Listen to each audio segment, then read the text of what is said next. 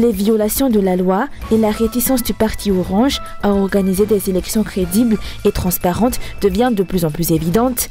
En particulier si l'on examine la manière dont les prochaines élections législatives sont actuellement préparées, ont souligné aujourd'hui les politiciens. Les régions sont confrontées à de nombreux problèmes en raison des limites de la décentralisation, notamment le manque d'autonomie dans la gestion des affaires liées au développement. Pour la région de Thomas, ces problèmes sont particulièrement aigus en ce qui concerne l'électricité. Dans l'actualité internationale, 6 personnes ont été tuées dans une attaque au couteau perpétrée samedi dans un centre commercial de Sydney, en Australie, a déclaré à la presse un responsable de la police qui n'a pas écarté la piste terroriste.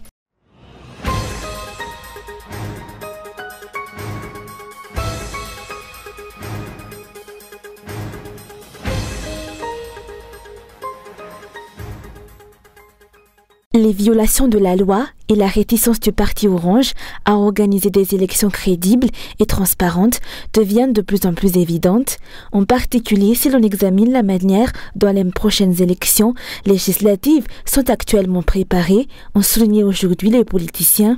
Un exemple flagrant est la difficulté rencontrée dans la constitution des dossiers de candidature que l'on a observé tant dans les villes régionales que dans les zones rurales durant la période de soumission de dossiers. Ces lacunes ont déjà été constatées lors de la récente élection présidentielle et poursuivies par la CENI et les institutions à tous les niveaux. Nous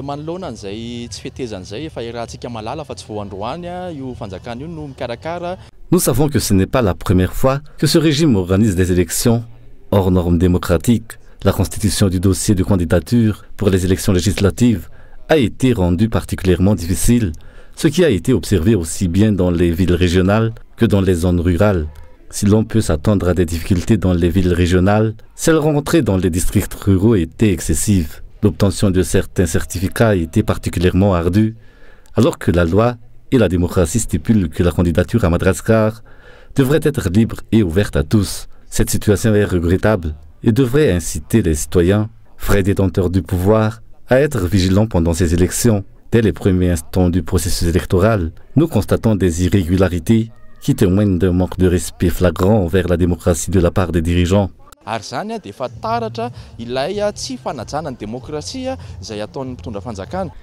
Selon le dernier rapport de la CENI, 519 dossiers de candidature aux élections législatives ont été déposés auprès de tous les OVC à travers les districts de Madagascar. Parmi ceux-ci, 468 ont été approuvés par l'OVC.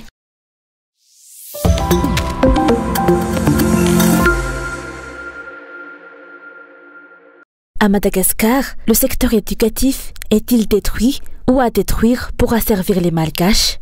Telle est la question posée aujourd'hui par le professeur Ndiabouloul Narawel, qui a décidé de sortir du silence face au recul de l'enseignement dans le pays. Enseignant-chercheur à l'université d'Antananarivo depuis 1968, il a été l'un des fondateurs du CSS en 1970 et a également été le fondateur de l'Institut national des sciences et techniques nucléaires de Madagascar pendant le régime de Philbert Sranan. Actuellement maître de conférences et professeur titulaire, il est reconnu comme étant le doyen dans le grade le plus élevé parmi les professeurs de Madagascar.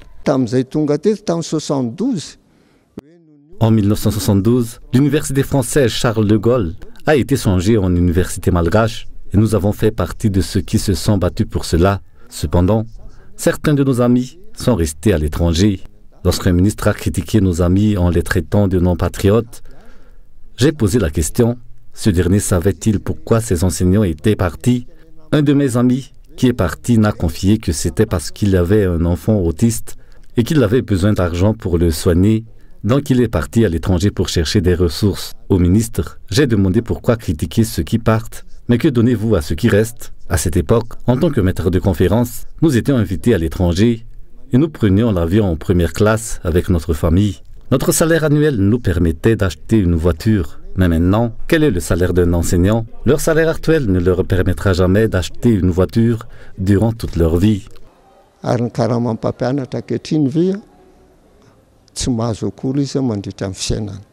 Pour Pour développer le pays, Madagascar doit avoir une politique éducative et un système éducatif qui correspondent à ces réalités. J'ai observé l'évolution de l'enseignement depuis l'époque de la colonisation, de 1955 jusqu'à aujourd'hui. J'ai de nombreuses expériences. Ce que je souhaite partager, c'est que les systèmes éducatifs qui se sont succédés n'étaient pas mauvais, mais il était crucial de trouver un système d'enseignement adapté à notre contexte spécifique. Les Américains, les Français, les Allemands, les Chinois ont tous des systèmes éducatifs qui leur conviennent. De même, à Madagascar, nous devrions élaborer une politique éducative qui corresponde à nos possibilités. Si vous militez, faites pour les jeunes malgaches, car ils représentent l'avenir de Madagascar. Nous aspirons à ce que ces jeunes soient plus intelligents et compétents que nous-mêmes, car leur réussite sera notre plus grande source de bonheur.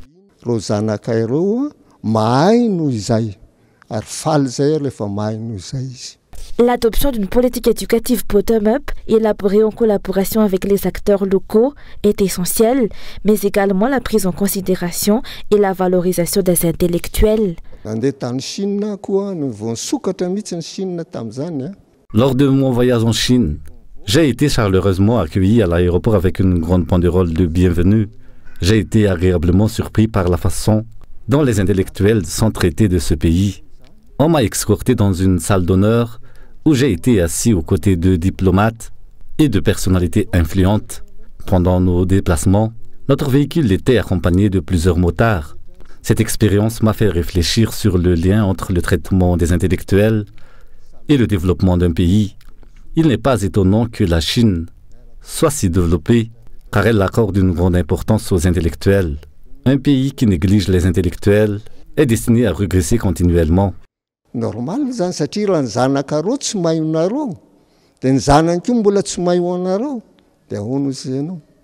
Selon les explications, de nombreuses suggestions visant à améliorer l'éducation de la base à l'enseignement supérieur ont déjà été présentées à l'exécutif.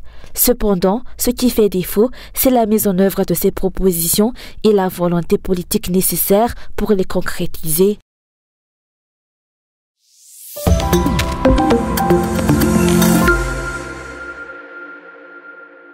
Les régions sont confrontées à de nombreux problèmes en raison des limites de la décentralisation, notamment le manque d'autonomie dans la gestion des affaires liées au développement. Pour la région de Tomasne, ces problèmes sont particulièrement aigus en ce qui concerne l'électricité. La Jirama locale explique que les retards dans l'approvisionnement en carburant sont à l'origine des pannes d'électricité. Cette situation engendre des pertes pour ceux qui dépendent de l'électricité, due à cette dépendance au gouvernement central dans tous les domaines.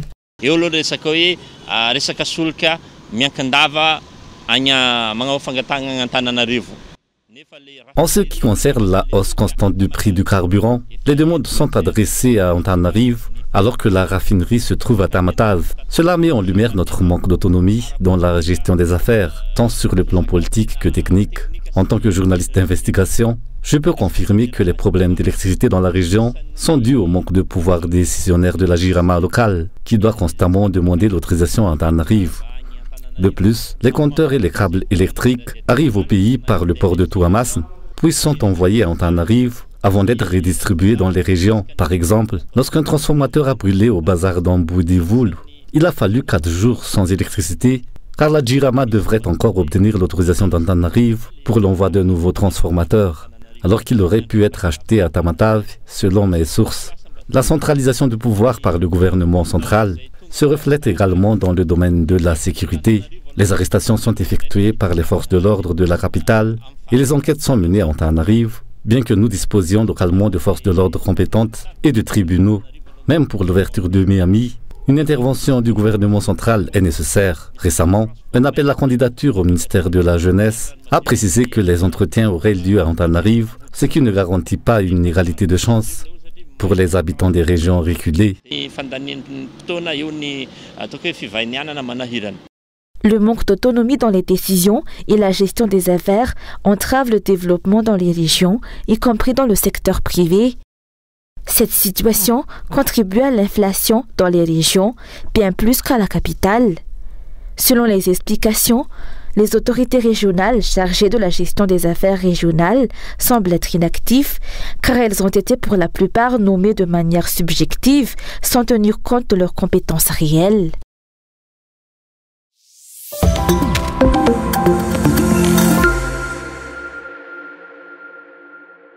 La manière de faire de la politique à Madagascar doit être alignée sur l'intérêt national, a déclaré aujourd'hui le coordonnateur du parti politique TIM.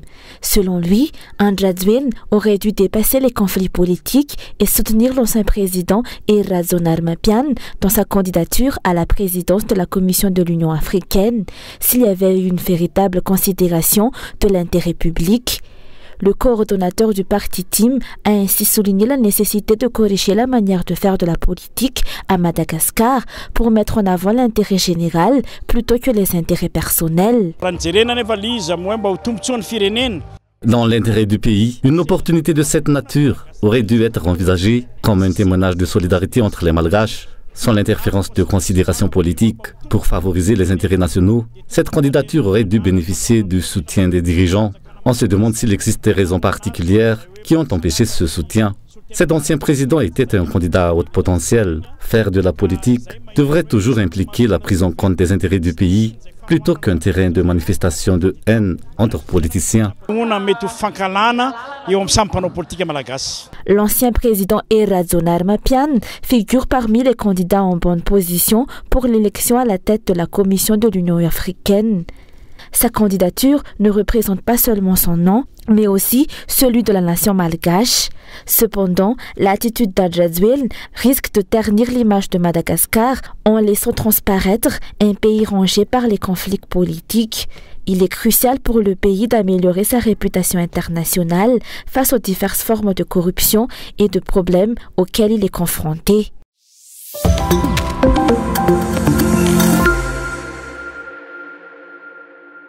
L'année de production d'huile essentielle pour la région de Haute-Matziach a été officiellement lancée. Lors de la cérémonie inaugurale, l'accent a été mis sur l'importance du respect de la loi. 5 décrets concernant cette activité ont été présentés aux opérateurs du secteur, dans le but d'encourager la régularisation de la situation de certains d'entre eux.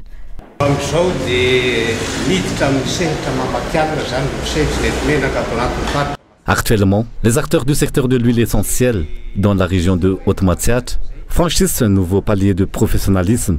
Être professionnel implique désormais le respect scrupuleux de la loi et l'intégration dans le secteur formel, car le secteur informel nuit à l'entrepreneuriat dans tous les domaines. Aujourd'hui, nous célébrons le lancement de la nouvelle année de production d'huile essentielle dans la région de Haute-Matziach. L'huile essentielle est l'un des produits qui contribuent à la renommée de la région. Fianarantsoa est réputé pour sa production d'huile essentielle, d'où la sensibilisation des acteurs du secteur pour régulariser leur situation en ce début de nouvelle année de production. En rejoignant le secteur formel, ces acteurs bénéficient de nombreux avantages, notamment le soutien gouvernemental pour la commercialisation de leurs produits, aussi bien sur le marché local qu'international.